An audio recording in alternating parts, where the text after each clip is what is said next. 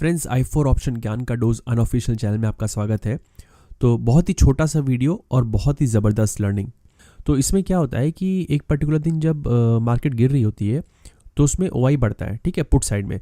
तो बहुत से लोग उसको ऐसा सोचेंगे कि पुट राइटिंग आ रही है और मार्केट स्टेबल हो सकती है, बट वो नंबर अचानक से ड्रॉप करता है और ये चीज़ लाइव सेशन में मनोज जी ने कैप्चर की। तो बहुत ही फैंटास्टिक लर्निंग है, आप इसको ज़रूर से देखिए।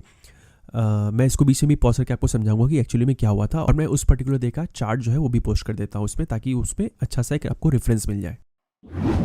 आप पूछ रहे थे ना उसका बाइंग का मतलब कि जो आपने बोला कि जो ये जो यहाँ पे पोजीशन बिल्डअप हो रही है, ठीक है, इसमें थोड़े से स्पेकुलेशन के पॉइंट ऑफ व्यू से मतलब कि लग रहा था, और कोई स्पेसिफिक रीज़न नहीं था, क्योंकि 17,300 पे 17,350 पे थोड़ा उतना ही इक्विवेलेंट कॉल राइटिंग यहाँ पे बना हुआ है। ओके, और इस भयंकर गिरावट के माहौल में जब इतनी बड़ी गिरावट हो जाए, विक्स जो है सडनली 18 से 21 पे चला जाए, उस माहौल में आकर के कोई यहाँ पे कॉन्फिडेंटली राइट नहीं करेगा, मतलब अनटिल अनलेस जो थोड़े इमेच्योर हैं, मतलब कि थोड़े से रिवेंज ट्रेड के लिए हैं, वो उनको छोड़ करके यहाँ पे ऑर्गेनाइजेशन, मतलब कि अगर हम देखें वो मनी यहाँ पे राइट नहीं करेगी। तो जो एकदम से सडनली आपको 20,000 ओपन इंटरेस्ट बढ़ा ना, वो आप जैसे मेरे जैसे कुछ लोगों ने या फिर साथ में किसी बड़े प्लेयर ने भी बाइंग के नंबर बढ़ाए हैं, क्योंकि इस बार जो है स्कैल्पिंग होने में थोड़ी देर लगी है। पिछली बार आप देखिए कि पिछली 2-3 स्कैल्पिंग जो है 2 मिनट की 3 मिनट की थी, इस बार की स्कैल्पिंग जो है प्राइस आने में 10 मिनट लग गए। तो इसलिए आपको जो है वो ओपन इंटरेस्ट यहाँ पे सडनली 20,000 का बढ़ा हुआ दिखा, वरना क्या कि जब तक ओआई का नंबर आता तब तक तो प्रॉफिट बुक हो जाता था, ठीक है। तो उसको बाइंग इसलिए कंसीडर किया हमने। तो आपने जो पूछा कि 17,300 की पुट पे जो नंबर बढ़ रहा है ये राइटिंग है, ये बाइंग है। राइटिंग तो कोई कर रहा है तभी कोई बाइंग कर रहा है, लेकिन इमेच्योर राइटिंग बोल सकते हैं, और मेच्योर जो है वो बाइंग थी स्कैल्पिंग के पॉइंट ऑफ व्यू से, और वो स्कैल्पिंग के इस बार टारगेट नहीं आई टाइम पे, इसलिए जो है यहाँ पे वो ओआई रिफ्लेक्ट हो गया। वरना स्कैल्पिंग के ओआई मोस्टली रिफ्लेक्ट होते नहीं है जल्दी, क्योंकि ज़्यादातर ट्रेड जो है 4-5 मिनट की होती है। तो किसी ने उसको लिया 12:50 पे, तो 12:52 पे निकाली। तो यहाँ पे पहले हाई लेवल की स्कैल्पिंग चल रही थी, आपके साथ शेयर किया ना, इसलिए मैं भी थोड़ा शांति से साइड में बैठ के चुपचाप जो है कर रहा था। तो इस बार थोड़ा सा आने में टाइम लगा, 20 पे जो है थोड़ा सा टाइम निकाला इसने, 18-19 के आसपास जो है टाइम निकाला इसने, तो इसलिए वो ओआई यहाँ पे रिफ्लेक्ट हो गया, जहाँ तक मेरा समझना है ये। ओके, बाकी मार्केट एक्सपायरी होगी तो ज़रा और क्लियर पिक्चर दे देगा। अभी आपको थोड़ा सा इसमें ओआई भी वाइंड अप होता दिखेगा नेक्स्ट टिक में मेरे ख्याल से। देखो ये हो गया ना, देखो हो गया ना, दिख रहा है आपको यहाँ पे बिल्कुल सामने। अगर थोड़ा सा रिप्ले कर लेना, अगर नहीं दिखा तो थोड़ा सा रिप्ले कर लेना इस पॉइंट के बाद में। तो 20 से 40 पे बुक कर लिया, वो ओआई एकदम से भाग गया, ठीक है। तो ये लाइव आपको मैं बता रहा हूँ यहाँ पे। अब ठीक है, उसमें सारे 20,000 कुछ आपके रहे होंगे, कुछ हमारे रहे होंगे, और कुछ जो है बड़ी क्वांटिटी और किसी की भी रही होगी यहाँ पे। तो जो स्कैल्पर थे यहाँ पे वो जब ओआई निकला तो यहाँ से वो गायब हो गया। यहाँ पे पहले क्या था कि वो दिख नहीं रहा था आपको, 2 मिनट में 3 मिनट में आ रहा था, वो दिख नहीं रहा था। इस बार जो है ये 20 से 40 आने में इसने 10 मिनट लगा दिए, तो इसलिए जो है वो आपको विजिबल हो गया। अब वहाँ से निकल गए, देखो वो क्वांटिटी निकल गई। तो इसलिए जो है इसको हम, और साथ में आप वॉल्यूम एक्टिविटी देखिए यहाँ पे। पहले जो है वॉल्यूम एक्टिविटी ये मतलब कि ठीक है सुबह से ही 17,500 में हाईएस्ट थी, लेकिन यहाँ पे जो है उतनी हाई लेवल की पहले वॉल्यूम नहीं था। इसमें जो वॉल्यूम पिछले आधे 1 घंटे में बहुत बढ़ा है, और इसने बहुत पेन दिया ना। अब ये देखो कि इसने कितना कितना दर्द दिया है इस स्ट्राइक ने, मतलब कि जिनके स्टॉप लॉस यहाँ पे, ये कैंडल इतनी खतरनाक बनी थी यहाँ पे निफ्टी में। 5 मिनट की मैं कैंडल लगाता हूँ, ये जहाँ पे देखो सबके स्टॉप लॉस यहाँ कहीं पे थे। ओके, तो स्टॉप लॉस एग्जिट करते करते, और इस 10 मिनट की 15 मिनट की मूव में जो है ये 10 रुपये से, और जो है ये प्राइस जो है 150 चला गया, समझ सकते हो आप, 10 रुपये से 150 चला गया।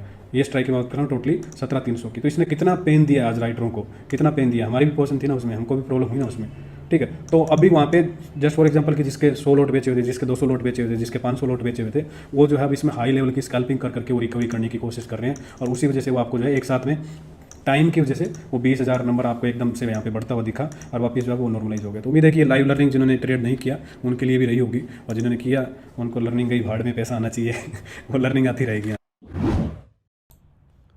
तो इसके पहले कि मैं next part of the video पे चलूँ, एक इसमें मिस्टेक हुई है कि जो मैं चार्ट दिखा रहा हूँ वो 4 जनवरी का है, बट जो डेटा एनालिसिस है वो 4 अगस्त का है।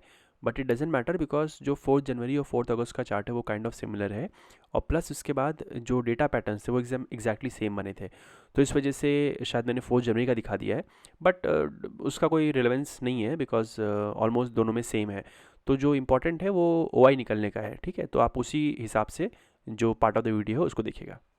करंटली जो आप चार्ट देख रहे हैं वो एक्चुअली 4 अगस्त का है, बट जो जब मैं वीडियो नेक्स्ट पार्ट आपका आएगा तो उस टाइम पे वो 4 जनवरी का आ जाएगा।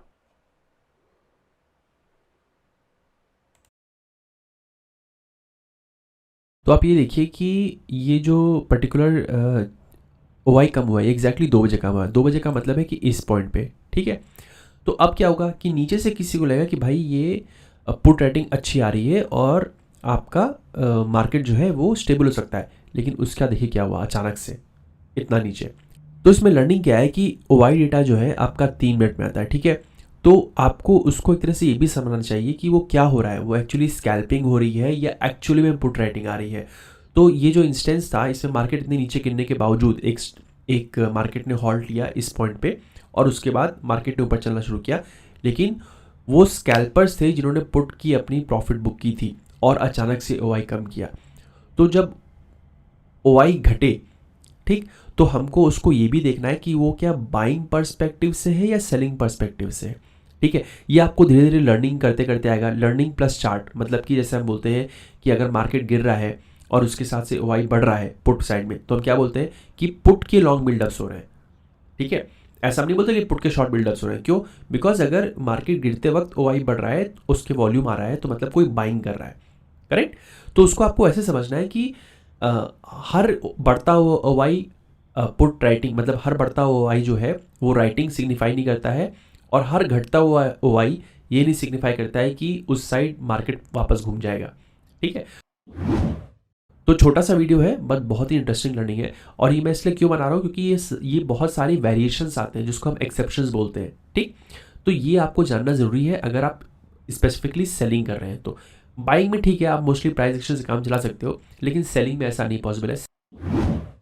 तो सेलिंग में बेसिकली आपको जो ओआई डेटा है उसको बहुत ही क्लोजली वॉच करना पड़ेगा, और ओआई में कैसे पैटर्न्स बन रहे हैं, चार्ट तो अलग हो गया, लेकिन ओआई में कैसे पैटर्न्स बन रहे हैं ये आपको बहुत अच्छे से ऑब्जर्व करना पड़ेगा। तो इस वीडियो में सिर्फ इतना ही था, मिलते हैं किसी अगले वीडियो में।